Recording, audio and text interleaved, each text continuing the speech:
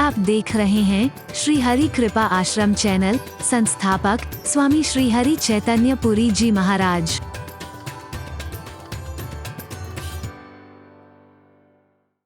समझ लोगे, अपना लोगे तो जिंदगी समझ जाएगी आपकी। जवानी भी कैसी हो देखो जरा, उधम सिंह की जवानी को देखो, अमर शहीद शहीद आजम भगत सिंह की जवानी को देखो, चंद्रशेखर आजाद की जवानी को देखो, नेताजी सुभाष चंद्र बोस की आजादी को देखो, महात्मा गांधी की जवानी को देखो, इन सब की जवानी को देखो। क्या है जवानी? मेरे राम की युवावस्था है जब 14 वर्ष का वनवास हुआ है। वृद्धावस्था भी देखनी है तो मैं दिखाता हूं आपको, मेरे शास्त्रों की वृद्धावस्था दोनों तरह की है। अब सोचो क्या जी रहे हो। एक तरफ भीष्म पितामह है, मैं नाम ले रहा हूं, एक तरफ भीष्म पितामह है, अपने कुल की वधू की लाज लूटी जा रही है बड़े दरबार में, और इतनी शक्ति और सामर्थ्य है कि उसका मुकाबला कोई नहीं कर सकता है। बाल ब्रह्मचारी कान तक खींच करके तीर मारे, ऐसा कौन है जिसका हृदय विदीर्ण न हो जाए। कौरवों में किसी की हिम्मत नहीं जो भीष्म पितामह का मुकाबला कर ले, पांडवों में किसी की हिम्मत नहीं, दुनिया में किसी की हिम्मत नहीं जो पितामह का मुकाबला कर ले। इतनी शक्ति और सामर्थ्य होते हुए भी सिर झुका करके बैठा हुआ है। विदुर की तरह उठ के भी वहां से नहीं गया है, तीरों के समान चुभने वाले वचन सुन रहा है। विदुर की तरह नीति का पालन करते हुए ना उठ करके गया है और ना ही उसका विरोध किया है। दूसरी तरफ एक वृद्ध जटायु है, मानव भी नहीं है और उसकी कोई कुल वधू नहीं है, लेकिन एक नारी के साथ अत्याचार होता हुआ देखता है, और ये इसमें ताकत भी उतनी नहीं है जितनी रावण में, लेकिन कहता है चाहे मर जाऊं लेकिन नारी के प्रति अत्याचार को बर्दाश्त नहीं कर सकता। कल मेरे से एक पत्रकार भाई पूछ रहे थे कि एक पंक्ति में आप समाज की दशा को कैसे वर्णन करेंगे। मैंने कहा इतना ही बता सकता हूं, मेरे शरीर की दशा का वर्णन लेना है तो नाड़ी का ज्ञान होना चाहिए। आजकल तो दुनिया भर के ये चेकअप वो चेकअप फलाना टेस्ट दिखाना, मेरा इतिहास गौरवशाली इतिहास, मैं आज की बुराई नहीं कर रहा, इनका भी अपना महत्व है, लेकिन मेरा गौरवशाली इतिहास है। आयुर्वेद में नाड़ी विज्ञान होता था, मात्र नाड़ी को पकड़ा सारे शरीर के बारे में बता देगा। आज नहीं है, इतनी ज्ञाता नहीं है। आज शरीर की स्थिति को पता करना है तो नाड़ी से पता लग जाएगी, और समाज की स्थिति राष्ट्र की स्थिति को पता करना है तो नारी से लग जाएगी। आप हरि बोल, इससे ज्यादा क्या कहूं मैं। वो कहता है चाहे मेरे प्राण चले जाएं, जाकर के आक्रमण कर देता है। काट इस पंख पराखग धरनी। एक सेकंड तो इतना जोश आया कि जाकर के चोंच मारी है उसको और वो बेहोश हो गया है। रावण क्योंकि गलत व्यक्ति के अंदर कितनी भी ताकत हो लेकिन ताकत खत्म हो जाती है। जिमी कुपंत पग जयत खगेसा, रहे न तेज बल बुद्धि लवलेशा। बुरे मार्ग पर चलने से न बल टिकता है, न तेज रहता है, न बुद्धि रहती है, सब नष्ट हो जाता है। लेकिन अंदर है ताकत, द्वारा से फिर आक्रमण करता है। होश में आते ही पंख काट देता है, जटायु नीचे गिर जाता है। इन दोनों के जीवन को देखा आपने, एक तीरों के समान चुभने वाले वचन अपने कानों से सुन रहा है और कोई विरोध नहीं कर रहा है, ताकत होते हुए भी। दूसरा ताकत न होते हुए भी अपने प्राण तक त्याग देता है, लेकिन अपने जीते जी ऐसा भी गलत नहीं देख पाता है। तो दोनों के जीवन का अंत देख लो आप। एक को तीरों की शैया मिली है, दूसरे को भगवान की गोदी मिली है। भगवान ने अपनी गोदी में लिटाया है जटायु को, और जटायु की धूर जटान सुझारी। धूल लगी है, मिट्टी लगी है, कैसे जटा बंधी हुई थी भगवान राम की, उसको खोल लिया है, इसको कष्ट ना पहुंचे, अपनी जटाओं से उसकी धूल को झाड़ रहे। स्नान कराना है, अंतिम स्नान कराना है, जो पिता को भी अधिकार नहीं मिल पाया है। महाराजा दशरथ के अंतिम क्रिया में राम शामिल नहीं हो पाए, अपने पिता को भी जो नहीं दे पाए, आज अपने पिता की तरह अंतिम क्रिया कर रहे हैं उसकी। जल नहीं मिल पा रहा है, तुरंत उसको अंतिम स्नान कराने के लिए अपनी आंखों के जल से ही उसको स्नान करा दिया। और कहते हैं जब अंत में उसकी गति हुई है तो क्या हुई है? गीध देह तजी धरी हरि रूपा है। ये क्या हो रहा है? जब गीध ने प्राण त्यागे हैं, क्या है तो लोग सब देखते के देखते रह गए। क्या देख रहे हैं? शंख चक्र गदा पद्म धारण करे हुए, ऐसा लग रहा है विष्णु जा रहा है। ऐसे व्यक्ति को तो भगवान भी कह दो तो अतिशयोक्ति नहीं है। भगवान का रूप बन जाता है वो, जो समाज की समस्याओं के प्रति जागरूक होता है, लोगों की पीड़ा को समझता है, लोगों की दर्द को समझता है और उस दर्द को दूर करने में अपना योगदान देता है। और एक जो तीरों के समान चुभने वाले वचन सुनता रहा और शक्ति का प्रयोग भी नहीं किया, आखिर में तीरों की शैया पर लेटा रहा। इच्छा मृत्यु का वरदान होते हुए भी आज प्राण नहीं त्याग पा रहा है। ये भाव ही तो निकल करके आते हैं। और मैंने कहा था कि मैं जो चरित्र सुना रहा हूं, खाली भगवत चरित्र नहीं सुना रहा हूं, मैं तो भागवत चरित्र सुना रहा हूं। भागवत का तात्पर्य भगवत पारायण, जो भगवान में पूरी तरह से तन्मय हो चुका है, उसे भागवत कहते हैं। और हनुमान जी के चरणों में, भद्रा हनुमान जी के चरणों में हम बैठे हैं। मैं तो इन्हें भागवत नहीं परम भागवत कहता हूं। और मैंने आपसे कहा था भागवत की कथा मैंने भी बहुत बोली है, बहुत सुनी होगी आपने, लेकिन मैंने तो भागवत में से ही 4 अक्षरों में से निकाला है। भागवत का असली अर्थ यहां प्रारंभ होता है, जो हमारे अंदर भाव सृजन कर दे। पहला अक्षर क्या है? भाव। जो हमारे अंदर भाव सृजन कर दे। और मैंने आपको दिखाया कितने भाव हैं यहां। दूसरा आता है ग, भाग। ग से गर्भ भंजन हो जाए। मेरा तो मारुति नंदन नाम ही हनुमान है। थोड़ी टेढ़ी हुई खाली इसके लिए हनुमान नाम नहीं है। जिसने मान का हनन कर दिया है, अभिमान का हनन कर दिया है, वो मेरा हनुमान है। गर्व तो है ही नहीं। अरे अभिमान किसका रहा है बोलो? अपने देखते देखते आपने देखा होगा, जो यूं चलते थे एक दिन यूं चलने लग जाते हैं। हरि बोल है? कहां गई वो ताकत? कहां गया वो सौंदर्य? अपने दादा परदादा परदादी उनकी फोटो देखो, अगर उनकी युवावस्था की, ऐसे लगता होगा जिनको आप हीरोइन कहते हो उनसे बेहतर लगते होंगे, बिना सौंदर्य प्रसाधन लगाए है? लेकिन देखते देखते झुर्रियां पड़ गई है। कहां गया वो सौंदर्य?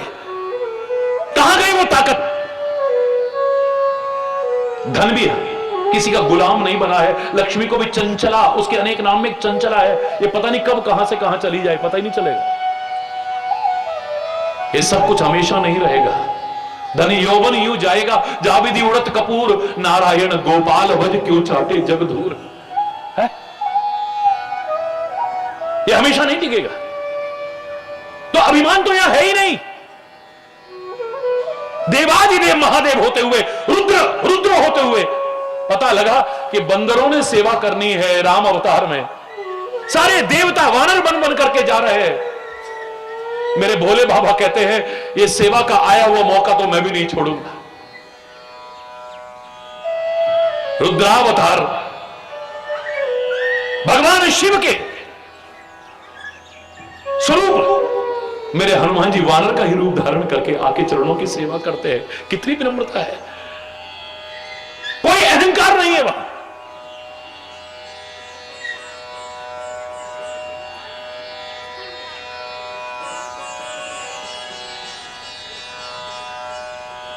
मत कर तू अभिमान रे बंदे, झूठी तेरी शान रे।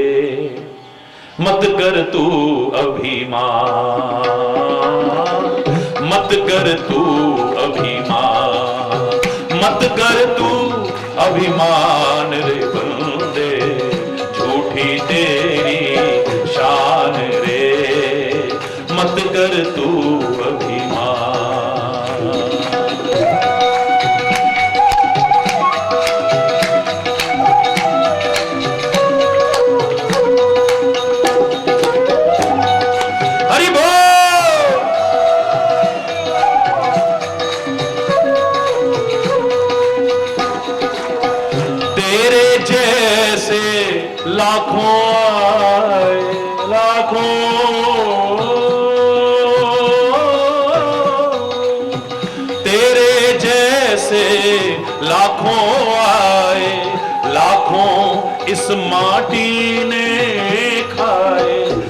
लाखों इस माटी ने खाए, रहा ना नाम निशान रे बंदे, झूठी तेरी शान रे। मत कर तू अभिमान, मत कर तू अभिमान रे बंदे, झूठी तेरी शान रे।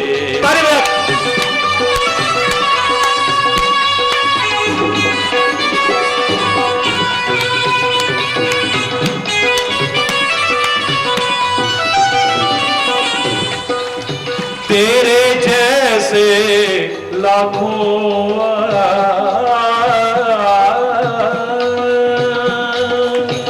लाखों इस माटी ने खाए, लाखों इस माटी ने खाए, रहा ना नाम निशान रे बंदे, झूठी तेरी शान रे।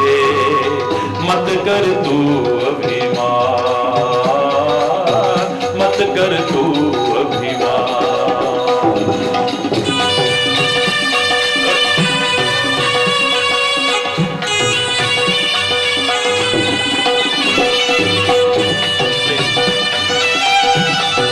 हरि बोल।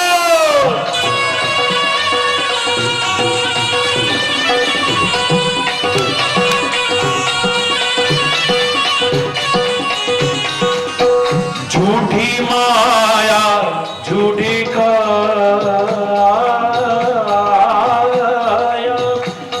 झूठी माया झूठी काया, वो तेरा जो हरि गुण गाया, हरि गुण गाया, हरि गुण। हरि ओम विठला, हरि ओम विठला, हरि ओम विठला, हरि ओम विठला, पांडुरंग विठला। जय जय विठ्ठल रखुमाई, जय जय विठ्ठल रखुमाई, जय जय विठ्ठल रखुमाई, जय जय जय जय विठ्ठल रखुमाई, जय जय जय जय विठ्ठल रखुमाई, जय जय जय जय विठ्ठल रखुमाई, जय जय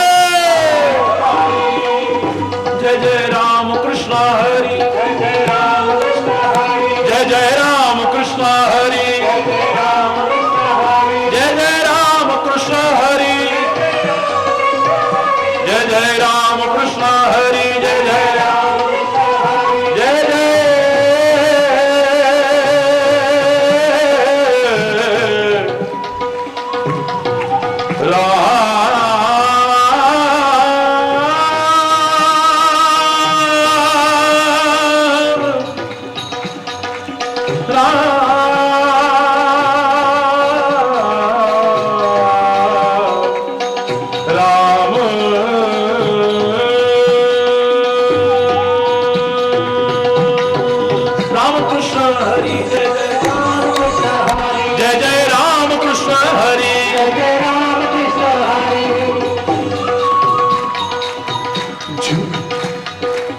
वो तेरा जो हरि गुण गाया, वो तेरा जो हरि गुण गाया, जप ले हरि का नाम रे बंदे, मत कर तू अभिमान रे, मत कर तू अभिमान, मत कर तू अभिमान।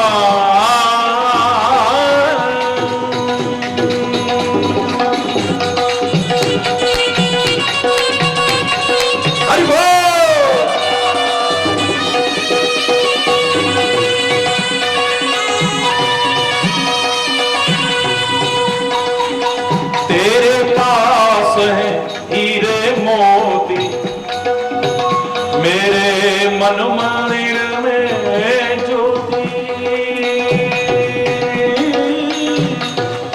तेरे पास है हीरे मोती, मेरे मन मंदिर में ज्योति, कौन हुआ धनवान रे बंदे, झूठी तेरी शान रे, मत कर तू अभिमान।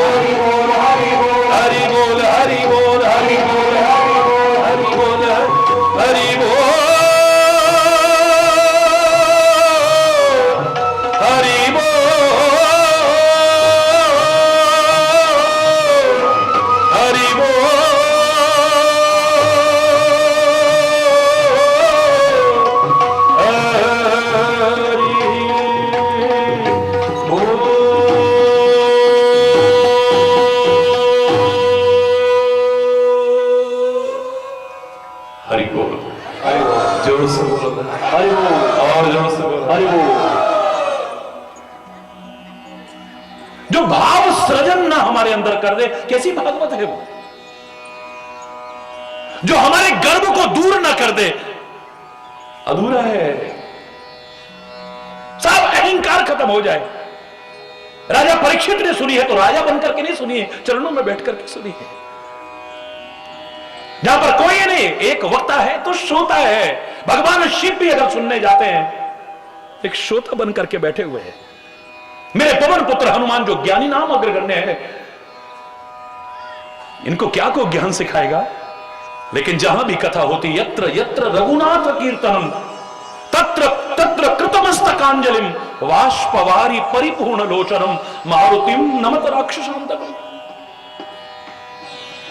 विनम्र होकर के बैठे हुए हैं, सिर झुका करके, हाथ जोड़ करके, वाष्पवारी परिपूर्ण लोचनम, जल भरे हुए हैं पूरे, रोंगटे खड़े हुए, रोमांचित बैठ करके एक तरफ चुपचाप। ये नहीं कि कौन आया कौन गया पता ही नहीं चल रहा है, प्रवाह नहीं टूटता है जिसमें, चुप बैठ करके सुन रहे हैं। अरे बोल, वहां पर और कोई नहीं है, मैं क्या हूं, सब खत्म। कागभूषुंडी चांडाल पक्षी माना जाता था, कौवा, लेकिन पक्षियों का राजा गरुड़ चरणों में बैठ करके सुन रहा है, क्योंकि यह राजा और उसका संबंध नहीं।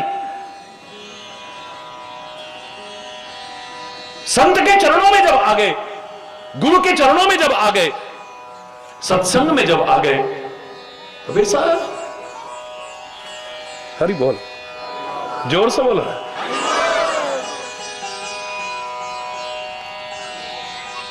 गर्व खत्म ना कर दे तो भागवत कहां से हुई पर अभी तक अहंकार बड़ा है। किसी को धन का अहंकार है, किसी को पद का अहंकार है, किसी को रूप का अहंकार है, किसी को जाति का अहंकार है, किसी को वैभव का अहंकार है।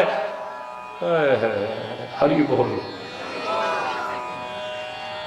हनुमान बनना पड़ेगा पहले, तब भागवत होगी, वरना नहीं हो सकती। मान हनन हो जाएगा, अभिमान हनन हो जाएगा, तब भागवत होगी प्रारंभ। याद करना, भाव सृजन कर दे, तरह तरह के भाव आने लगे, खो जाए आदमी भाव में। अगर मैं सुना रहा हूं कि बाल समय रवि भक्ष लियो, तो आप भी खो जाओ।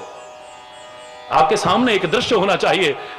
महाराज जी तो बोलते हुए होने चाहिए, लेकिन दृश्य क्या आना चाहिए, आहा मेरे पवन पुत्र हनुमान सूर्य की तरफ भाग रहे, उसे पकड़ रहे, भाव में खो जाए आदमी। और खाली खो ना जाए, उसके बाद जो संदेश दिया जा रहा है उसे भी सुने।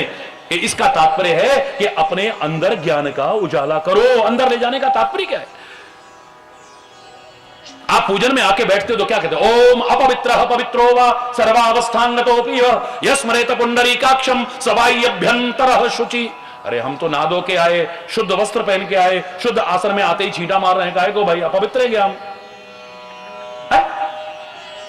अरे यहां कहा बाहर से तो पवित्र हो गए, सवाह्य अभ्यंतर शुचि। बाहर से तो पवित्र हो गए, अब आंतरिक पवित्रता भी लेकर करके बैठोगे तब आनंद आएगा है? और इसलिए संदेश दिया, ओम केशवाय नमः, ओम माधवाय नमः, ओम गुम। अब ये 3 बार आचमन करो, यानी पवित्रता को अंदर में लेके जाओ। ऐसे ही सूर्य को अंदर ले जाना, यानी प्रकाश को अंदर ले जाना, ज्ञान को अंदर, बाल्यावस्था से हमारे अंदर हो कि हमारे अंदर ज्ञान होना चाहिए। और खाली बुद्धि नहीं, बल भी आपके अंदर होना चाहिए, क्योंकि ये साउंड माइंड ने साउंड बॉडी, स्वस्थ शरीर में ही स्वस्थ मस्तिष्क होता है। रात दिन बीमार पड़े रहेंगे तो शरीर अस्वस्थ होगा, शरीर अस्वस्थ होगा तो मस्तिष्क भी धीरे धीरे होने लगेगा, मस्तिष्क का चिंतन अस्वस्थ होगा, सब कुछ अस्वस्थ हो जाएगा। हरि बोल। ताकत खत्म, शक्ति के बिना तो बेकार है, इसलिए हम शक्ति की भी आराधना करते हैं। परम शक्तिमान की शरण में आते हुए शक्ति की आराधना करने का भाव क्या है हमारा, कि हम शक्ति संपन्न बने। आंखों में शक्ति न रहे, देखने की आंख बेकार है, सुनने की शक्ति कदम कान बेकार है, कुछ करने की शक्ति न रहे, हाथ बेकार है, चलने फिरने की शक्ति न रहे, पैर बेकार है।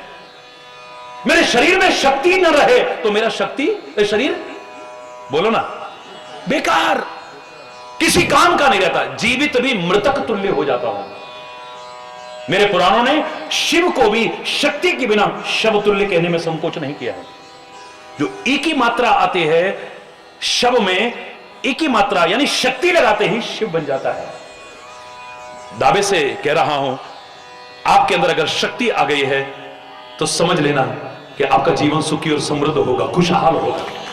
और आज हर व्यक्ति को शक्ति संपन्न बनने की आवश्यकता है, और हर व्यक्ति से ही राष्ट्र बनता है। सभी शक्ति संपन्न होंगे तो मेरा राष्ट्र शक्ति संपन्न होगा और दुनिया की एक महान शक्ति बनकर के उभरेगा। किसी की हिम्मत नहीं होगी जो पीठ में छुरा घोंपने की कोशिश करते हैं। पड़ोसी बनकर के भी एक सैनिक हमारा छाती में गोली खा करके गौरव का अनुभव करता है, लेकिन हमारे पड़ोसी कहने को पाक पर नापाक हरकतें करते हैं, पीछे से आकर के गोलियां मारते हैं, हमारे सैनिकों की हत्या करते हैं। इतने पर सबर नहीं आता, उनकी गर्दन तक काट के ले जाते हैं, उनके अंगों तक से खिलवाड़ करते हैं, रोंगटे खड़े हो जाते हैं।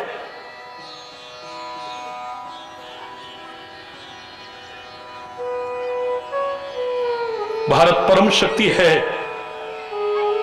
भूले हो, मेरा हनुमान भूला नहीं है, लेकिन हमें सिखाने के लिए कह रहा है कि मैं भी शक्तियों को भूल गया था एक दिन। जामवंत ने जब याद दिलाई तो मुझे शक्तियां आई। मेरे हनुमान का चरित्र कह रहा है कि ऐ संसार के मानव, तू शक्ति संपन्न है क्योंकि परम शक्तिमान की संतान है। तू भूला हुआ है, शापवश, अज्ञानतावश, मोहवश। इसलिए सत्संग की आवश्यकता है कि तेरे को फिर से एहसास हो जाए और तू अपनी शक्तियों को जागृत कर सके, शक्ति संपन्न बन सके, इस राष्ट्र को शक्ति संपन्न बना सके। जो हालात हो चुके हैं देश की, ये कोरी कथाएं भी कब तक, अगर राष्ट्र हमारा सुरक्षित नहीं, क्या हम कथा करेंगे, क्या प्रवचन करेंगे, हम क्या पूजा करेंगे, क्या पाठ करेंगे। हम राष्ट्र सुरक्षित है तो हम भी सुरक्षित हैं। ये सब कुछ अगर हो रहा है तो राष्ट्र की वजह से। विश्वामित्र को भी जाना पड़ा था श्री राम को लेने के लिए, क्योंकि ऐसे ऐसे लोग हो गए हैं जो यज्ञ भी नहीं करने देते हैं। आसुरी प्रवृत्तियां बढ़ती जा रही है। ये हम तभी तक तो कर पाएंगे अगर मेरा राष्ट्र सुरक्षित है। तो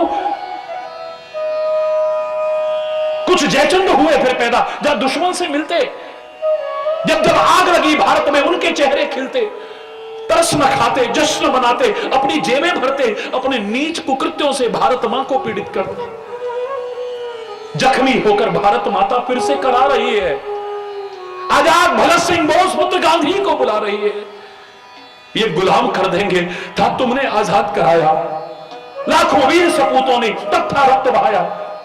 अरे कुछ सोचा है, सिर कश्मीर तो कब से कटा है मेरा। वो भारत मां कहने वाले, भारत मां की तस्वीर को देखा कभी? ऐसे लगता है सिर कटा हुआ है। आपकी भावनाओं का मैंने हमेशा सम्मान किया है, मैं कभी निरादर नहीं करता। जब भी मुझे मुकुट पहनाया मैंने कभी निरादर नहीं किया आपका, लेकिन साथ में इतना भी कहा है कि मेरे देश का मुकुट है मेरा कश्मीर, बस बस वो मेरे भारत के माथे पर सजता रहे, मुझे और किसी मुकुट की आवश्यकता नहीं।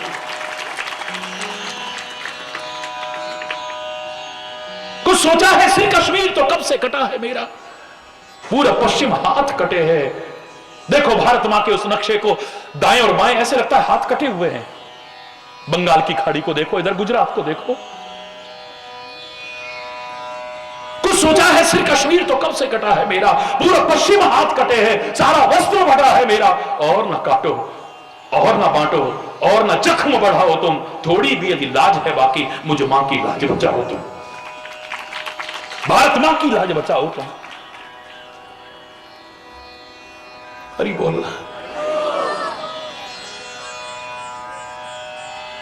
और खाली वीर नहीं बनना है, हमें महावीर बनना है।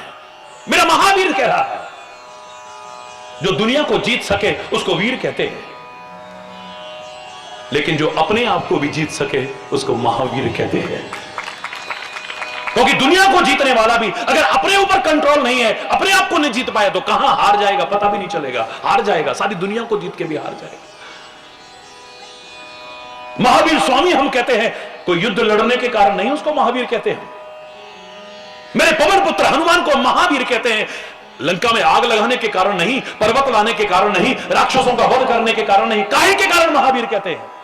मनोजवम मारुतुल्य वेगम जितेंद्रियम, जितेंद्रियम अपनी इंद्रियों पर विजय है। बाह्य रूप में देखें तो वानर के अंदर इंद्रियों पर विजय होती ही नहीं है, लेकिन मेरे भारत का गौरवशाली इतिहास है कि वानर का रूप धारण करके भी मेरे देव आए हैं। उन्होंने दिखा दिया है कि आज का मानव चाहे जितेंद्रिय ना हो, लेकिन वानर के रूप में भी मेरा हनुमान जितेंद्रिय है। कंट्रोल है वहां, क्योंकि भागवत पूरी नहीं होगी, क्योंकि भागवत में अगला क्या है, ना वर्ग भेद रहे ना वर्ण भेद।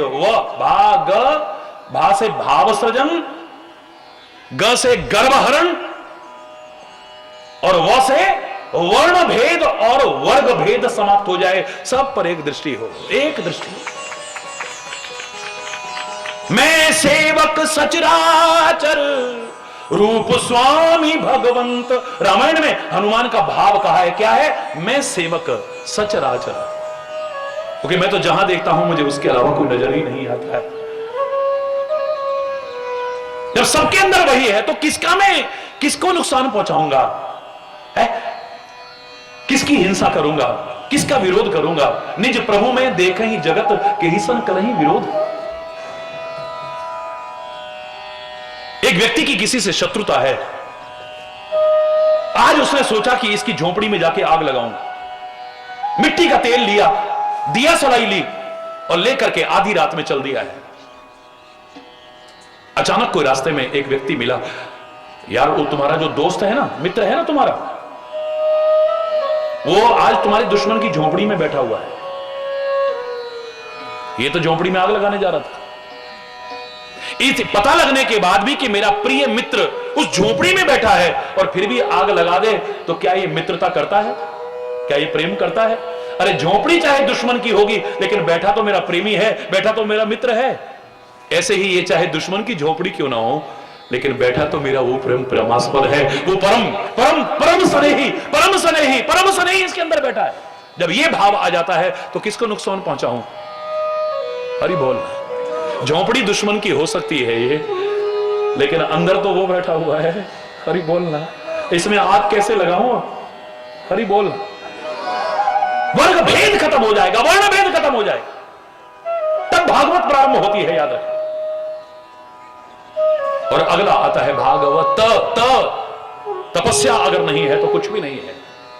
मेरे हनुमान की तपस्या देखो, अच्छे ऋषि मुनियों की तपस्या भी फीकी पड़ जाती है। बिना तपे कुछ नहीं है। सूर्य जब तक पानी को न सुखाए, सागर का कितना भी जल होगा, अथाह जल राशि है, किस काम की है किसी उपयोग में आने लायक? तपता है, सूखता है, वाष्प बनता है, बादल बनता है, फिर मीठा होकर के बरसता है, तब उपयोग में आने लायक बनता है। बिना तपे नहीं। सूर्य दुनिया का तमस मिटा रहा है, अंधकार से उबार रहा है, ठोकरों से बचा रहा है, लेकिन खुद कितना तप रहा है, लाखों मील दूर है यहां से सूर्य, यहां इतनी तपिश है, वहां कैसा तप रहा होगा सोचो। हमारा चूल्हा, हमारा तवा, हमारे बर्तन, हमारा तंदूर जब तक नहीं तपेगा नहीं, उपयोग में आने लायक। कोई भी धातु हो, सोना चांदी हीरे जवाहरात, नहीं तपेंगे, उपयोग में आने लायक नहीं बनते। खान में से निकालते हैं, उन्हें तपाते हैं, पहले उसकी विकृति दूर करते हैं, शोधित करते हैं उन्हें। बिना तपे नहीं। मेरे ब्रह्मा ने तप किया है। नर नारायण बद्रीनाथ में तपस्या कर रहे हैं, बद्रीनाथ भगवान तपस्या कर रहे हैं। यहां क्या कर रहे हैं? तपस्या कर रहे हैं बद्री के वृक्ष के नीचे। हरि बोलना। मेरे शिव का तपस्या का स्वरूप सामने उजागर होता है। हिमालय में रहना, नग्न रहना, कोई आवश्यक नहीं कि हिमालय में नग्न रहने से तपस्या हो जाती है, लेकिन एक तपस्या का रूप नजर आ रहा है। मेरे ऋषि मुनियों ने भी बहुत कुछ पाया, तपस्या के बल पर पाया है।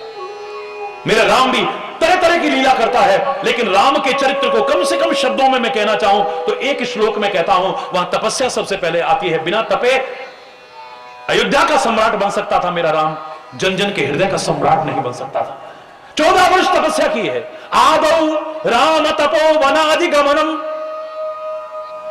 रामायण कहां से शुरू होती है छोड़ो, कम से कम शब्दों में यदि रामचरित्र को एक श्लोक में कहा जाए तो आदौ राम तपो वनाधिगमनम, यहां से शुरू होता है। तपे हेतु वन में गए हैं, निकल करके आया है। वो खाली अवध का सम्राट नहीं, जन जन के हृदय का सम्राट बन गया।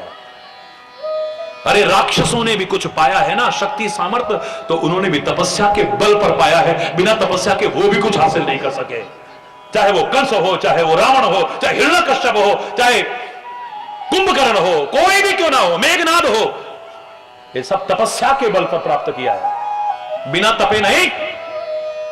हां, इन्होंने तपस्या करके जो शक्ति और सामर्थ्य पाई उसका दुरुपयोग कर लिया है। खुद भी नष्ट हो गए, तपस्या भी नष्ट हो गई है।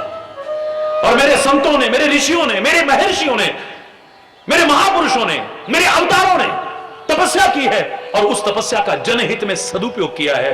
युगों युगों तक उनको याद करते रहेंगे लोग। बाकी बिना तपे नहीं होगा। किसी धोखे में जी रहे हो तो नन्ना सा ध्रुव भी आए संत के पास, वो कहेगा कुछ पाना चाहता हूं, पहले तपस्या करो। 5 वर्ष के नन्हे ध्रुव को क्या संदेश है? तपस्या करो। पार्वती आती है नारद के सामने, हे नारद जी, मैं कुछ पाना चाहती हूं। क्या पाना? बोले शिव को पति रूप में पाना चाहती हूं। तपस्या करो। है नन्ही सी बालिका, अति सुकुमार न तन तप जोगु, अत्यंत सुकुमार है लेकिन बिना तपे नहीं। आज अपने पूर्वजों की तपस्या का हम खा रहे हैं। अगर खुद तपस्या नहीं करेंगे ना तो आगे क्या गति होगी भगवान जाने। भागवत पूर्ण तभी होगी जब जीवन तपस्या में परिपूर्ण हो जाएगा। याद रखना इस बात। जीवन में तपस्या जब आएगी तब भागवत पूरी होती है। और मेरे हनुमान में भागवत का दर्शन हो रहा है, परम भागवत का दर्शन हो रहा है। तपस्या परिपूर्ण जीवन है। आपको भी तपस्या करनी है, हिमालय में जाके नहीं, जंगलों में जाकर के नहीं, गुफाओं में जाकर के नहीं, एक टांग पर खड़े होकर के नहीं, जटाएं बढ़ा करके नहीं, नाखून बढ़ा करके नहीं, अग्नि तपते हुए नहीं, लेकिन तपस्वी बनना है तुम्हें। अपने गृहस्थ को ही तपोवन बनाना है। तपश्चर्या परिपूर्ण जीवन जीना है। अपनी हर क्रिया को तपश्चर्या परिपूर्ण बनाना है। कैसे कर सकते हो?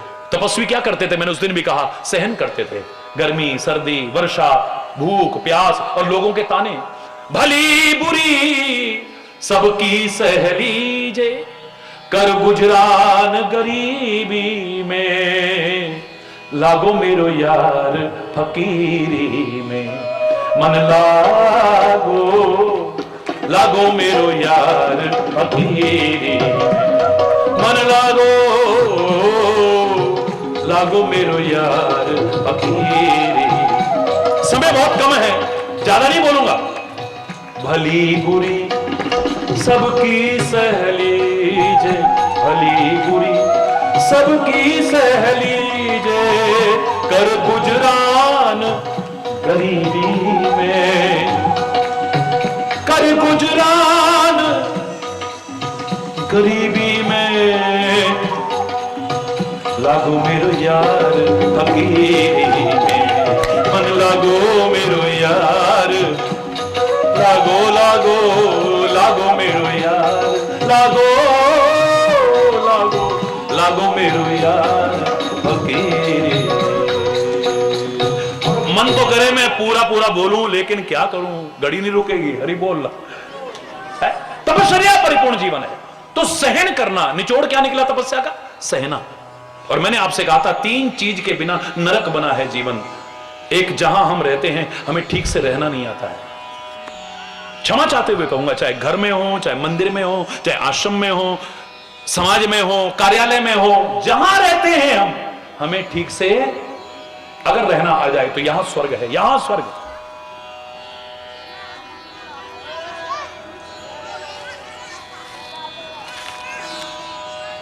खोलो मस्तिष्क के कपाट, खोलो हृदय के द्वार खोलो। उससे तो कहते हैं ना, उगड़दार देवा देहाची तिजोरी, भक्ति उगड़दार देवा। मैं पूरा नहीं सुना रहा, अरे बोल रहा। अरे तू अपने द्वार तो उघार एक बार। घूंघट के पट खोल रे, तोहे पिया मिलेंगे। बोलो ना, आवाज नहीं आई, जोर से बोलो। हाँ बहुत अच्छे। घूंघट के पट खोल रे, तोहे पिया मिलेंगे। घूंघट के पट खोल पिया मिलेंगे। घट घट में स्वामी बसत है, घट घट में तेरा स्वामी बसत है। कटुक वचन मत बोल, कटुक वचन मत बोल, मिले घूंघट के पट खोल।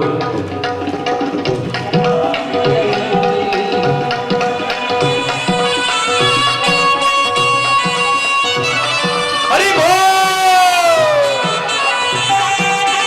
उगड़दार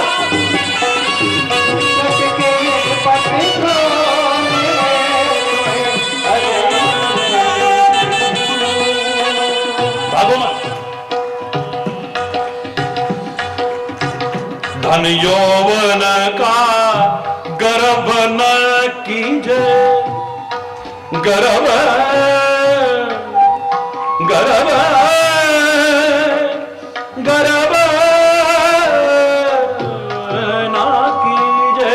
धन यौवन का गर्भ न कीजे, धन यौवन का झूठा पचरंग जो, झूठा पचरंग चोर, झूठा पचरंग चोर रे, तोहे पिया मिलेंगे। घूंघट के पट खोल रे, तोहे। दोनों हाथ उठा गए। कह कबीर, क्षमा चाहूंगा, पूरा नहीं बोल रहा हूं, अंतिम पंक्ति पर आ रहा हूं। कह कबीर, कबीर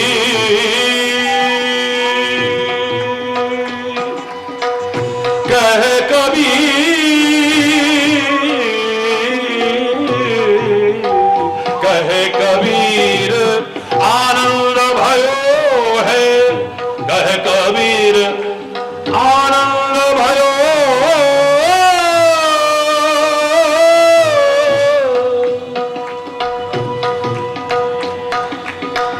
कह कबीर आनंद भयो है। बाजत अनहद ढोल, बाजत अनहद ढोल रे, तोहे पिया मिलेंगे।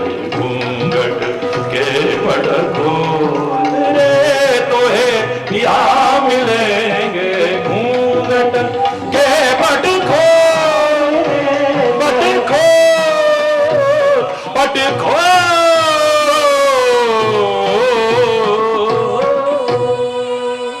हरि बोल ना, हरि बोल, जोर से बोलो ना। हरि बोल। तभी तो मिलेगा कुछ। पानी की कमी हो गई और हमारा महाराष्ट्र तो बहुत जूझता है पानी के। राष्ट्र में महाराष्ट्र मेरे भारत में ही हो सकता है, कहीं और नहीं हो सकता है। हरि बोल। जहां मैं जय राष्ट्र कहता हूं, जय महाराष्ट्र कहने में भी मुझे कोई संकोच नहीं होता है। गौरवशाली भूमि है ये, गौरवशाली इतिहास की भूमि है ये, भक्तों की, संतों की, अमर शहीदों की भूमि है ये। हरि बोल। पानी का काल हो गया और अचानक उमड़ गुमड़ के काले काले बादल आए। कितने दिन से हमारे बर्तन झूठे पड़े हैं, झाड़ू पोंछा भी नहीं हुआ है।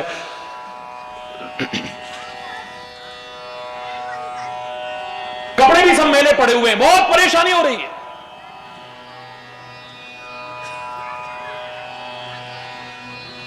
बड़ी मन में संतुष्टि आई, ये घनश्याम आ रहे हैं, बरसेंगे तो कुछ राहत मिलेगी। हमने क्या किया, बहुत टाइम से आवश्यकता नहीं पड़ी थी, आज आवश्यकता थी हमें पानी की बहुत ज्यादा। घर के सारे बर्तन निकाल के छत में रख दिए। 4 घंटे मूसलाधार बारिश हुई, सड़कों पर पानी चलने लगा, नदियां उमड़ गुमड़ के चलने लगी, सूखे तालाब भर गए हैं। हम बड़े खुश, हमारे तो सब बर्तन भर गए होंगे, लेकिन 4 घंटे बाद ऊपर गए तो किसी भी बर्तन में एक बूंद पानी नहीं है। महाराज जी आप क्या कह रहे हो, how it can be possible, ये कैसे हो सकता है, 4 घंटे की बारिश और एक बूंद पानी नहीं। मैंने कहा कुछ बर्तन, आधे बर्तन ऐसे थे जिनका ढक्कन हटाना भूल गए हम। ठीक हो गया। अब वर्षा कितनी भी हुई, 4 घंटे तो क्या 4 महीने भी हो, भरेगा क्या। घूंघट गए पट, बोलो ना, खोलना पड़ेगा ना। बंद करके रखा है 4 घंटे मूसलाधार, पानी पानी हो गया चारों ओर, लेकिन हमारे बर्तन सब खाली हैं। आधे बर्तन का ढक्कन हटाना भूल गए हम, और आधे में से काफी सारे बर्तन ऐसे थे उनको जल्दी जल्दी में, हड़बड़ाहट में उल्टा रखा है। और बोलो, उल्टी हो गई मती, उल्टा रख दिया है। अब उल्टे बर्तन में भी क्या भरने वाला है बोलो। यहां भी वर्षा हो रही है ना, वो वर्षा ना सही, ज्ञान की वर्षा हो रही है, कृपा की वर्षा हो रही है, अमृत वर्षा हो रही है, हरिनाम अमृत है। लेकिन कहां से भरेगा, यदि खुलेगा नहीं तो, यदि उल्टी मती है, कुमति है, तो कहां से भरेगा, नहीं बन सकता है कभी। और कुछ बर्तन ऐसे थे जो कभी उपयोग में नहीं आए थे, नीचे जंग लग गया, उनका तला गल गया था, जैसे तेज बूंद पड़ी वो छेद हो गया, उसमें जो भरा भी तो वो भी निकल गया। हरि बोल रहा। जिसमें आधार नहीं है, जिसने अपने जीवन का आधार नहीं बनाया। तुम राम को आधार बनाओ, कृष्ण को आधार बनाओ, शिव को आधार बनाओ, दुर्गा को आधार बनाओ, सदगुरु को आधार बनाओ, मेरे पवन पुत्र हनुमान को आधार बनाओ, ओम को आधार बनाओ। किसी को भी अपने जीवन का एक आधार जरूर बनाने की कोशिश करना। आधार रहित है कुछ नहीं आएगा। अपने आचरण को आधार बना लो, अपने कर्मों को आधार बना लो, अपनी भक्ति को आधार रहित। अरे बिल्डिंग कितनी भी बड़ी हो, धर-धरा करके गिर पड़ेगी, रेत की बिल्डिंग की तरह गिर पड़ेगी, कितनी भी मजबूत बना ले, अगर आधार ठीक नहीं है तो वो महावीर है, क्योंकि जितेंद्रिय है। पहला तो कहा कि तपस्या से क्या निकल के आया, सहना। तो हमें 3 चीज आ जाए तो स्वर्ग यहां उतरे। जो मैं बात कहना चाह रहा था, हम जहां रहते हैं हमें ठीक से रहना नहीं आता है। दूसरा, अपनी बात को ठीक से कहना नहीं आता है। बोलो ना, अपनी बात ठीक से, हमारे मन में भाव बहुत अच्छे हैं, but expression is very poor. अभिव्यक्ति बहुत कमजोर है हमारी, हम कह नहीं पाते, तरीके से नहीं कहते हैं। हमारे ये जवान एक ऐसी है, ये अमृत भी घोल सकती है, जहर भी घोल सकती है। ये जवान है, तुम्हें ऊंचे से ऊंचा पद भी दिला सकती है और तुम्हें जूते भी पड़वा सकती है। ये तुम्हारा सम्मान भी करा सकती है, तुम्हारा निरादर भी करा सकती है। ये शांति का वातावरण भी पैदा कर सकती है और अशांति भी पैदा कर सकती है। वाणी एक अमोल है, जो कोई बोले बोल, हिये तराजू तोल के तब मुख बाहर खोल।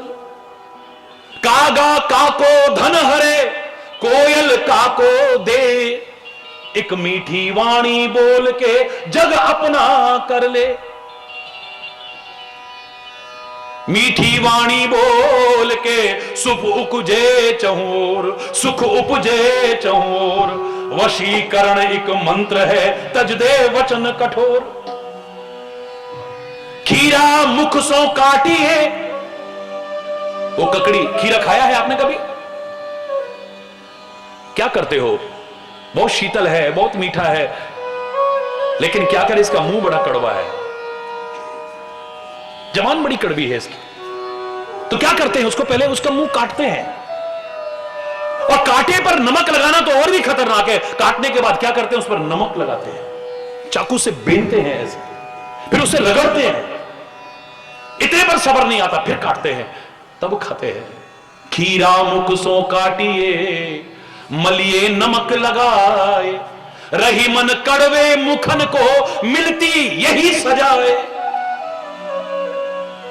वाणी एक अमोल है, जो कोई बोले बोल, ऐसी वाणी बोलिए मन का आपा खोए और उनको शीतल करे। आप से अच्छा भला चल रहा है, पर जवान से दो शब्द इतने गंदे निकाले कि खुद भी अशांत हो गए और उनको भी अशांत कर दिया। अरे सोचो, भगवान ने आंखें दो बनाई, कान दो बनाए, नासिका छिद्र दो बनाए, हाथ दो बनाए, पैर दो बनाए, हृदय एक बनाया, भाग उसके भी दो किए। किडनी एक होती तो जिंदा रह सकते थे, वो भी दो बना दी। पर जवान, हर अंग के दो भाग किए उसने, पर जवान कितनी रखी? एक। हां, जीव के भी दो हिस्से किए हैं, किनके? जहरीले जीवों के। सर्प की जबान के दो टुकड़े हैं, वो जहर उगलते हैं। तेरी जबान तो कटी फटी नहीं है, तू जहर क्यों उगलता है? विचार करके देख मानो। जितने जहरीले जीव है, रेप्टाइल्स जितने हैं, ये विषैले, इनकी जबान कटी होती है, बीच में से फटी होती है। तेरी तो कटी फटी नहीं है, तू जहर क्यों उगल रहा है? हमें ठीक से रहना नहीं आता है, अपनी बात ठीक से बोलो ना, कहना नहीं आता है, और जहां जरूरी है वहां सहना नहीं आता है। मां बाप को बच्चों की बात सहन नहीं होती है, बच्चों को मां बाप की बात सहन नहीं हो रही है, पति को पत्नी की बात सहन नहीं है, पति को पत्नी की बात सहन नहीं है, भाई को भाई की बात सहन नहीं हो रही, मित्र को मित्र की बात बर्दाश्त नहीं है, गुरु शिष्य में भी देखने को मिल रहा है, बर्दाश्त नहीं है। कैसे कह दिया मुझसे?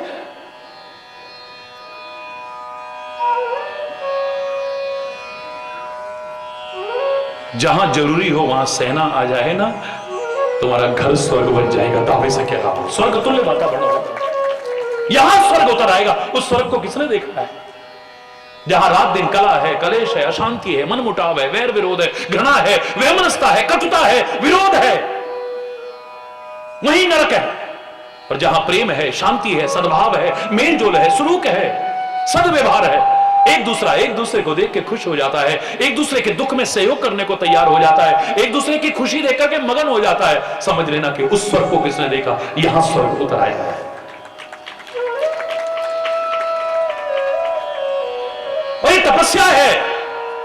जितेंद्रिय कहा है हनुमान जी को, इतने में ही तपस्या उनका रूप उजागर होता है। अपनी इंद्रियों पर विजय करना सबसे बड़ी तपस्या है। आंख की तपस्या है ये कि क्या देखना चाहिए, कैसे देखना चाहिए, कब देखना चाहिए, कब नहीं देखना चाहिए। ये घृणा से भी देख सकती है, कामुकता से भी देख सकती है, क्रोध में भी देख सकती है, शांति में भी देख सकती है, करुणा और कृपा बरसाते हुए भी देख सकती है। मेरे भगवान शिव का कितना भयंकर रूप है, लेकिन आंखों से जो करुणा टपक रही है, दुनिया दीवानी हो गई है उसकी। कर्पूर गौरम करुणावतारम, करुणा के अवतार नजर आ रहे हैं। कितना भयंकर रूप है, लेकिन करुणा के अवतार नजर आ रहे हैं। इन आंखों से ही सब कुछ है। मुझे आंख से कब देखना है, कैसे देखना है, किसको देखना है, किसको नहीं देखना है। सीता के जीवन में गड़बड़ कहां से हुई? माया सीता के, हिरण को देख लिया, राम सामने और ध्यान हिरण की तरफ जा रहा है। इन आंखों पर कंट्रोल नहीं, कितनी बड़ी मुसीबत आ गई। फिर भी कहा, श्री राम माया सीता को माध्यम बना करके संसार के जीवों से कहना चाहते हैं, ऐ संसार के जीव, मुझसे दूर होकर के अगर तू सोने की नकली खाल तो क्या सोने की लंका में भी तुझे पहुंचा दूं, पर मेरे से दूर होकर के तू सुखी नहीं हो पाएगा कभी भी। ये आंखों की तपस्या है। भगवान तो परशुराम भगवान है साक्षात, हमारे दशावतार में प्रमुख अवतार हैं, उनका ऋण ये पृथ्वी कभी चुका नहीं सकती है। लेकिन पिता ने आज्ञा दी, जाओ मां की गर्दन काट दो रेणुका की। क्यों इतना विलंब हो गया, क्यों नहीं आई अभी तक तुम्हारी मां? ऋषि हैं, ध्यान लगा करके देखा, जल जीवों की क्रीड़ा करते हुए देख रहे हैं। ओ काट दो इसको। भगवान परशुराम काटें तो कोई बात नहीं, तुम मत काटना कभी भी, क्योंकि वो भगवान है। किसी का जीवन लेने की छूट उसको हो सकती है जिसमें जीवन देने की भी सामर्थ्य हो, याद रखना। और जिसमें जीवन देने की सामर्थ्य होगी वो कभी जीवन लेगा नहीं किसी का। हमारी निगाह में हमारे पड़ोसी जो नापाक हरकतें कर रहे हैं वो शत्रु राष्ट्र हो सकते हैं, लेकिन यहां डॉक्टर्स बैठे हुए हैं, इन डॉक्टर के सामने अगर वो पेशेंट आ जाए, पाकिस्तान का आ जाए, चाइना का भी आ जाए, उसका हृदय खोल रखा है, अरे ये तो पाकिस्तानी मार दें इसको, चाइनीज मार, कभी नहीं करेगा डॉक्टर, क्योंकि इसको जीवन देने की सामर्थ्य दी है परमात्मा ने। ये कभी जीवन लेने की कोशिश नहीं कर सकता, और जो लेता है वो डॉक्टर नहीं हो सकता। ये आंखें क्या देखना है, कब देखना है, कैसे देखना है, किसको देखना है, किसको नहीं देखना है, ये तपस्या है आंख। भागवत अधूरी है, तपस्या नहीं है, तो याद रखना। कोई आवश्यकता नहीं, जंगलों में जाओ, हिमालय में जाओ, एक टांग पर खड़े रहो, अग्नि से कोई आवश्यकता नहीं है, यहां पर होगी तपस्या। इन कानों से क्या सुनना है, क्या नहीं सुनना है, किसकी संगति में बैठ करके सुनना है, कैसा फिल्टर लगा के सुनना है। हरि बोल। भद्रम कर्णेभिः शृणुयाम देव, भद्रम पश्येमाक्षभिर्यत्र, भद्रम कर्णेभिः शृणुयाम देव, कानों से भद्र भद्र सुने हम। भद्रा मारुति की शरण में रह करके तो कम से कम ये सीख ले हम लोग। हरि बोल। भद्रम कर्णेभिः शृणुयाम, कानों से हम भद्र भद्र यानी अच्छा अच्छा सुन, और अच्छा अच्छी संगति में बैठ करके सुन सकते हैं, बुरी संगति में बैठ करके कभी नहीं सुन सकते हैं। कान में पहले एक आभूषण ऐसा है हर कोई पहनता था, नारी भी पहनती थी और पुरुष भी पहनते थे, उसे कर्ण फूल कहते थे, कुंडल कुंडल जिसे कहते हो आप। हरि बोल। कर्ण फूल कहते हैं इसे, और कर्ण फूल का तात्पर्य कान में फूल जैसी बातें आए, अच्छी अच्छी बातें आए, ऐसा प्रयास करने की कोशिश करना, ये कान की तपस्या है ये। हरि बोल। इस नासिका से क्या गंध लेनी चाहिए और क्या नहीं लेनी चाहिए ये आ जाए, फिर शराब की गंध नहीं लेगी, नशीले पदार्थों की गंध नहीं लेगी, मांस की गंध नहीं लेगी। इस नासिका से क्या गंध लेनी है और क्या नहीं लेनी है ये अगर आ जाए, मैं चैलेंज करके मेरी नाक भी तपस्वी हो सकती है। इन आंखों से क्या देखना है, क्या नहीं देखना है, कब देखना है, किसको देखना है, किसको नहीं देखना है, यह आंख की तपस्या है। इन कानों से क्या सुनना है, किसकी संगति में बैठ करके सुनना है और क्या नहीं सुनना है, कैसा फिल्टर लगा के सुनना है। सार सार को ग्रहण करे, धोता दे उड़ाए, ये मेरे कान की तपस्या है। ये इन नासिका से क्या सूंघना है और क्या नहीं सूंघना है, ये नाक की तपस्या है। ये इस मुख के द्वारा क्या भक्षण करना है और क्या भक्षण नहीं करना है, ये खाने लायक है, ये खाने लायक नहीं है। भोजन स्वाद हो, मेरा कोई विरोध नहीं है, लेकिन मेरे मन पर, मेरे विचारों पर, मेरे जीवन पर कैसा प्रभाव डाल रहा है, यह ज्यादा महत्वपूर्ण है। शरीर के लिए भोजन बना है, भोजन के लिए शरीर नहीं बना। शरीर भोजन के लिए, शरीर के लिए भोजन बना है, भोजन के लिए शरीर नहीं की। हरि बोल।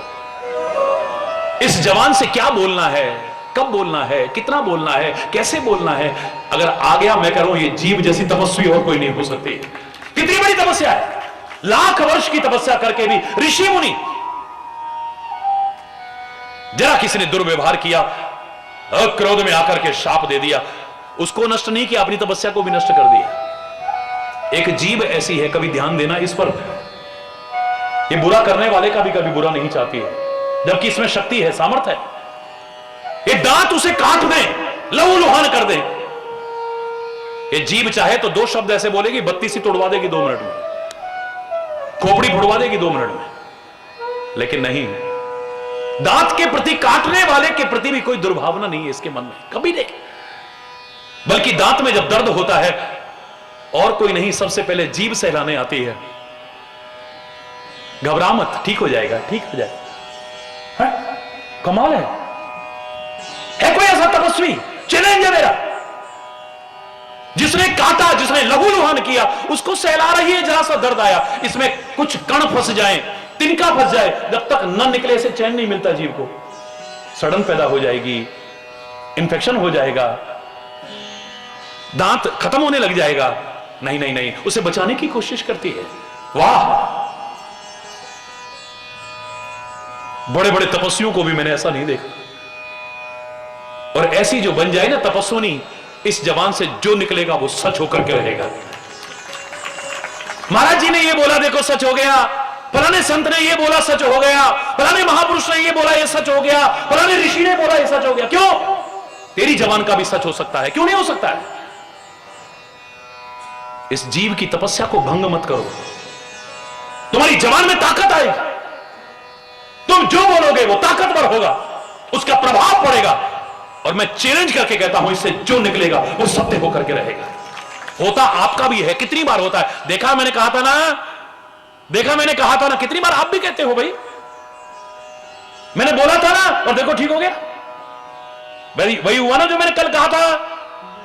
आपके साथ भी ऐसा होता है। ये 24 घंटे में पता नहीं जबान से कब सच्ची बात निकल जाती है। इसलिए हमेशा अच्छा अच्छा बोलो, इस जीव की तपस्या को भंग मत करो। मैं चैलेंज करके कहता हूं, कभी कभी तो क्या, आपकी जबान से जो निकलेगा वो सत्य होकर के रहेगा, कभी असत्य नहीं होगा। ये 3 अंगों में प्रकृति ने कठोरता नहीं दी है। मेरे जीभ में हड्डी नहीं दी, मेरे हृदय में हड्डी नहीं दी है। मेरा मस्तिष्क भी कोशिकाओं का बना हुआ है, इसमें भी हड्डी नहीं है। यानी परमात्मा नहीं चाहते कि मेरी जीभ में कठोरता आए, परमात्मा नहीं चाहते कि मेरे हृदय में कठोरता आए, परमात्मा नहीं चाहते कि मेरे मस्तिष्क का चिंतन कठोर हो जाए। प्रकृति ने जैसा बनाया है इन्हें प्राकृतिक रूप में, बस इसके उस प्राकृतिक स्वरूप को बनाए रखना। तुम्हारी जबान का भी निकला हुआ हर वाक्य सत्य होगा, दावे से कर। ये तपस्वी बन जाएगी। आंख तपस्वी बन सकती है, कान तपस्वी बन सकते हैं, नासिका तपस्वी, मुख तपस्वी बन सकता है, हमारी वाणी तपस्वी बन सकती है, मेरे हाथ तपस्वी बन सकते हैं। इन हाथों से क्या करना है, क्या नहीं करना है, जो करने आया हूं वो कर रहा हूं, नहीं कर रहा हूं, जो कर रहा हूं इसका परिणाम क्या होगा। जो नहीं करना है वो ना करें, जो करना है वो करें। मैं चैलेंज करके, हाथ तपस्वी बन जाएंगे आपके। मैं कल भी आपसे कहा, बात बात में हाथ उठाए, हरि बोल। अरे लाखों लाखों की भीड़ में सारा दिन कितनी जगह पर महाराज जी हाथ उठवाते, काहे के लिए उठवाते हो बार बार? जय जय श्री राधे। क्यों? क्या काउंटिंग करते हैं कितने लोग आए हैं यहां पर? नहीं, प्रकृति का स्वरूप समझा रहा हूं आपको। प्रकृति ने हमारे पांव जमीन पर रखे हैं, लेकिन मेरा मस्तिष्क ऊंचा बनाया है। यह कह रही है प्रकृति कि अपने मस्तिष्क के चिंतन को हमेशा ऊंचा रखना, कभी नीचा मत करना। रहो इसी दुनिया में, तेरे पांव जमीन पर हैं, लेकिन तेरी आंखें ऊंची बनाई है। इन आंखों से सबसे ऊंचे वाले को देखने की कोशिश करो, यानी ऊंचा ऊंचा, अच्छा अच्छा देखना, कभी बुरा मत देखना कभी भी। तेरे कान ऊंचे बनाए हैं, पैर जमीन पर है, बहरे बनकर के ऊंचा नहीं, यानी ऊंची ऊंची बातें सुनना, नीची बातें मत सुनना, इससे कभी भी निकृष्ट बातें मत सुनना। ये परमात्मा चाहते हैं, ये प्रकृति चाहती है। तेरे पैर जमीन पर है, लेकिन तेरी जबान ऊंची करके रखी है।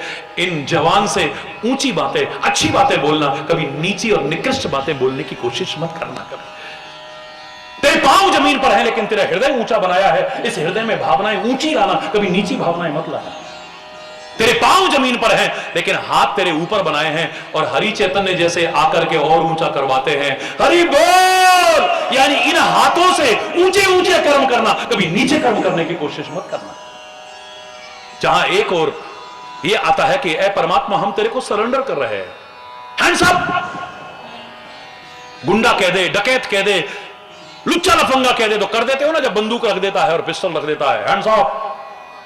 हम गुंडों के सामने नहीं, लुच्चे लफंगों के सामने नहीं, बदमाशों के सामने नहीं। ए परमात्मा, हम तो तेरे सामने सरेंडर कर रहे हैं, आत्मसमर्पण कर रहे हैं। ए मेरे परमात्मा, जीता रखे तू हमको या धड़ से सर उतारे। अब फकीरे आशिक कहता है यूं पुकारे, राजी हैं हम उसी में जिसमें तेरी रजा है। यहां यूं भी वाह वाह है, यहां यूं भी वाह वाह है।